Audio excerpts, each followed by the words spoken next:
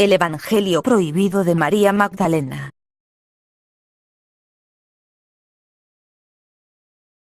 En la Biblioteca del Vaticano se ocultan más evangelios que no están en la Biblia, los así llamados evangelios apócrifos.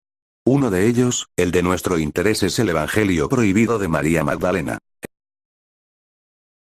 En 1945 se descubrieron los textos de Nag Hammadi, en el Alto Egipto, en donde destacan los evangelios apócrifos de Tomás, Felipe y los Hechos de Pedro. En el Evangelio apócrifo de Felipe se dice que Magdalena era una discípula atenta a las enseñanzas de Jesús, que preguntaba con bases y comentaba con él, aun cuando los discípulos parecían no entender. También se menciona que era la más amada por el Maestro. Más aún, en el texto, en una parte corrupta, dice, Jesús la besaba pero no sabemos dónde la besaba. Muchos aseguran que si se mencionaba que Jesús la besaba sería en la boca. ¿Señal de matrimonio? Aunque podría pensarse de un matrimonio, los estudiosos de este evangelio creen que se debe realmente al beso del Maestro en señal de una transmisión de sabiduría, siendo Magdalena la receptora de esta sabiduría divina. Evangelio de María fue hallado en Oxirrinco, Egipto. Solo menciona a María, pero se cree que es la Magdalena y no se sabe quién lo escribió, pues está escrito en tercera persona. No nos llega completo, sin embargo el mensaje principal se ha salvado. Aquí se narra cómo los discípulos, al faltar Jesús, se reúnen y le piden a María que cuente lo que el Maestro le confiaba aparte. Ella empieza a transmitir la enseñanza cuando un discípulo, Andrés, le interrumpe diciendo que eso no era lo que les enseñaba Jesús, y entonces el mismo Pedro dice que porque ahora tienen que seguir a una mujer. Pero Mateo toma la palabra y defiende a María reprendiendo a Pedro. María continúa su relato. Y así concluye el Evangelio. De esta forma los defensores de este evangelio concluyen que la figura de María Magdalena resulta incómoda para el apóstol Pedro y su liderazgo de la Iglesia. Y opinan que esa rivalidad continuó agravándose con el tiempo, relegando las enseñanzas de María, hasta que en el siglo IV, con el favor del Imperio Romano, la Iglesia Católica solo aceptaría los 4 evangelios canónicos, relegando a María. Mensaje principal del Evangelio de María Magdalena. El mensaje principal del texto, dicho por boca de María, es algo complicado, pero poco a poco se entenderá mejor. Aquí el mensaje. 15. A él, y la concupiscencia dijo, no te he visto bajar y ahora te veo subir. ¿Por qué mientes, si me perteneces? El alma respondió diciendo, yo te he visto, pero tú no me has visto ni me has reconocido. Por la vestimenta, que era tuya, y no me reconociste. Una vez dicho esto, el alma se apartó con gran alegría y seguidamente cayó en manos de la tercera potestad, la llamada ignorancia. Esta interrogó al alma diciendo, ¿a dónde vas? En maldad estás atenazada, puesto que estás dominada, no juzgues. El alma dijo, ¿por qué me juzgas tú a mí, si yo no te he juzgado?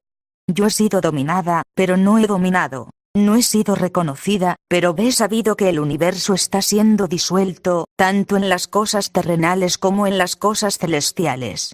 Una vez el alma hubo sobrepasado la tercera potestad, continuó ascendiendo y divisó la cuarta potestad, la de 7 formas. La primera forma es la tiniebla, la segunda, la concupiscencia, la tercera, la ignorancia, la cuarta, la envidia de muerte. La quinta, el reino de la carne. La sexta, la loca inteligencia de la carne. La séptima, la sabiduría irascible. Estas son las 7 potestades de la ira, las cuales preguntan al alma, ¿de dónde vienes, homicida? ¿A dónde vas, dueña del espacio? El alma respondió diciendo, lo que me ata ha sido matado y lo que me atenaza ha sido aniquilado, y mi concupiscencia se ha disipado y mi ignorancia ha perecido. A un mundo he sido precipitada desde un mundo, y a una imagen desde una imagen celestial. La ligadura del olvido dura un instante. En adelante alcanzaré el reposo del tiempo, Kairos, del tiempo, Chronos, el reposo, de la eternidad, en silencio. ¿Pero qué significa este mensaje? ¿De qué está hablando? ¿Por qué es tan confuso? Muchos saben la existencia de los evangelios apócrifos como el de María, el de Judas, y el de Tomás. Pero son pocos los que sí saben su mensaje y por quién fueron hechos. Para empezar a aclarar el mensaje del llamado Evangelio de María Magdalena, tenemos que recordar que estos evangelios son del siglo II al siglo III. Y diciendo claras las cosas, se trata de un mensaje de doctrina pagana. Los evangelios apócrifos de Tomás, Judas y María son el resultado de una estrategia en contra del cristianismo monoteísta creciente del siglo II de nuestra era. Otra estrategia fue la persecución de los cristianos donde los mataban o llevaban al circo romano. Pero estas estrategias no funcionaron. Veamos algunas fechas importantes para aclarar todo esto.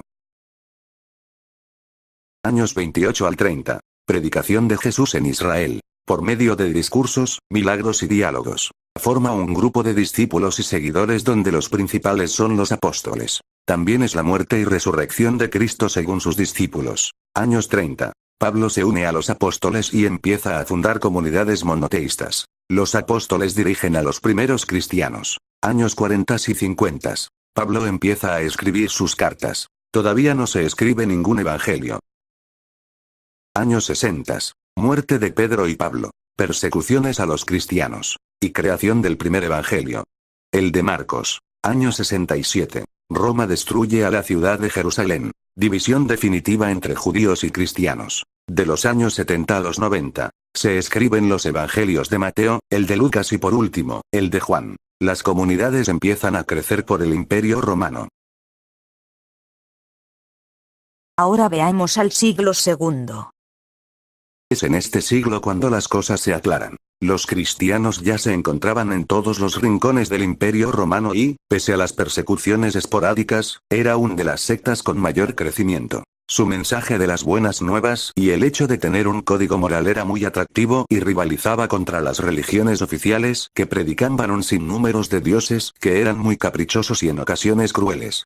Los romanos con sus dioses en conflicto todo el tiempo, los egipcios donde en su creencia solo los faraones y funcionarios de alto rango, una vez momificados, alcanzarían la vida eterna. Los cristianos hablaban del arrepentimiento, de una salvación para todos.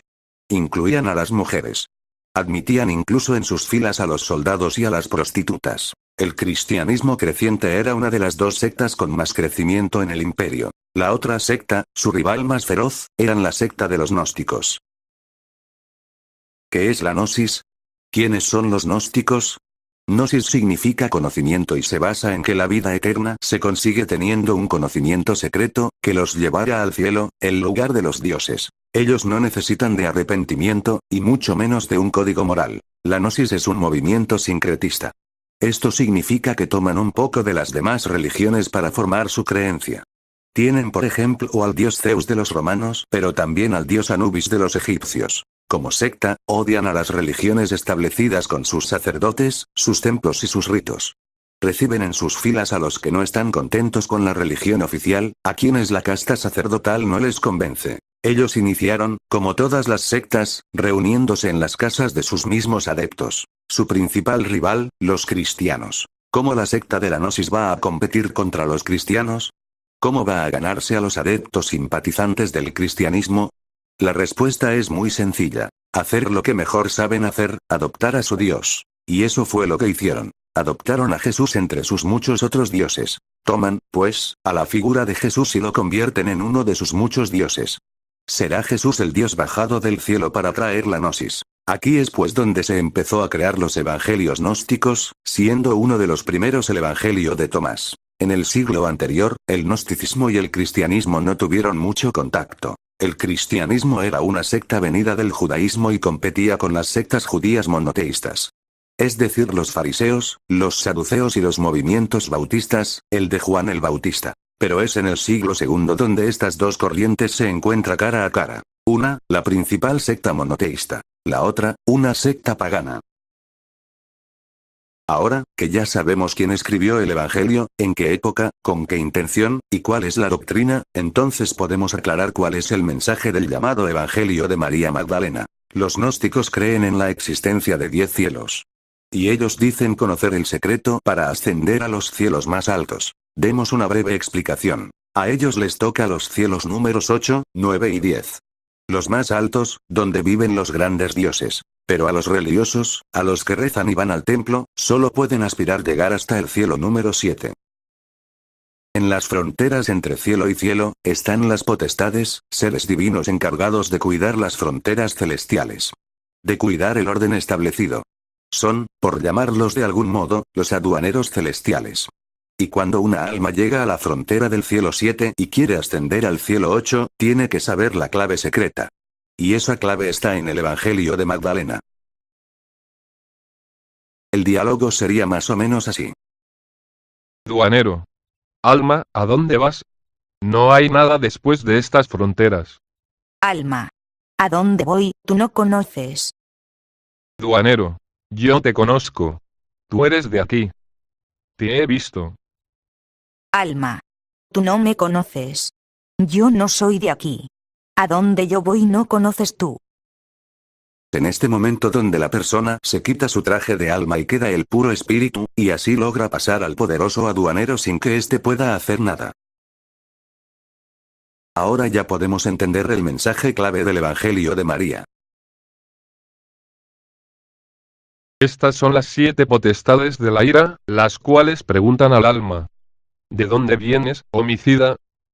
¿A dónde vas, dueña del espacio? El alma respondió diciendo: lo que me ata ha sido matado y lo que me atenaza ha sido aniquilado, y mi concupiscencia se ha disipado y mi ignorancia ha perecido. A un mundo he sido precipitada desde un mundo, y a una imagen desde una imagen celestial. La ligadura del olvido dura un instante. En adelante alcanzaré el reposo del tiempo, Kairos, del tiempo, Cronos el reposo, de la eternidad, en silencio. La palabra gnosis significa conocimiento. Y los evangelios gnósticos contienen ese conocimiento oculto necesario para ascender a los cielos más elevados. ¿Dónde están los dioses principales? Otro evangelio, el de Pistis Sofía, es el que nos muestra el nombre de esos dioses. Pistis Sofía. 52. 19. Y ahora escuchad que os diga cuáles son los verdaderos nombres de estos 5 arcones. 20. Orimoides Cronos, Moinicho y Apores Aries, Tarpetanoipes Hermes, Chosi es Afrodita y Chombal es Dios. Y estos son sus nombres. 54. 21. Y cuando gire la esfera vendrá el menor Sabaoth, el bueno, a quien se llama en el mundo Zeus. Ahora podemos ver de manera clara que los evangelios gnósticos contienen doctrina pagana. Por eso no fueron aceptados por el cristianismo original que tiene sus bases en los apóstoles. Tampoco son aceptados ahora en la actualidad. Veamos algunas opiniones de católicos, sacerdotes y estudiosos del tema. Estas opiniones fueron tomadas en documentales, libros y opiniones en Internet. Si los evangelios son gnósticos, simplemente significa que no son cristianos. La mitología pagana es realmente fascinante, pero no la consideramos inspirada. Nosotros somos monoteístas, no creemos en otros dioses. Si el pueblo católico, en general, desconocemos la propia Biblia, menos conoceremos los apócrifos, de ahí que otros grupos se aprovechen. Decir que el Vaticano oculta evangelios, deja ganancias millonarias, un claro ejemplo es el Código da Vinci. Los apócrifos muestran las creencias y costumbres del siglo II y III. En el cristianismo naciente. De ahí su importancia. ¿Quiénes son los que promueven el día de hoy a los evangelios de Magdalena, al de Judas y al de Tomás? Grupos gnósticos actuales, metafísicos, naturistas, grupos de yoga. También lectores del Código da Vinci y libros por el estilo. Adivinos que venden veladoras de la prosperidad en 50 u 80 dólares. Grupos que dan cursos de poderes mentales con costos de 100 o 200 dólares. Sin faltar los enemigos de la Iglesia, que propagan la idea del ocultamiento de estos evangelios. Sin sospechar, la mayoría de las veces, que solo fomentan mitología pagana. Es importante para todos estos grupos decir que la Iglesia oculta los evangelios apócrifos. Pero, igual de importante es que no se sepa que se trata de mitología pagana disfrazada de doctrina cristiana. El Evangelio de María Magdalena ha sido revelado. Pero es usted quien decide creer, o en el Jesús, el Dios pagano, hermano de los otros dioses, o en Jesús, el de la Biblia, el del monoteísmo. Suscríbete, comparte, y déjanos tu opinión.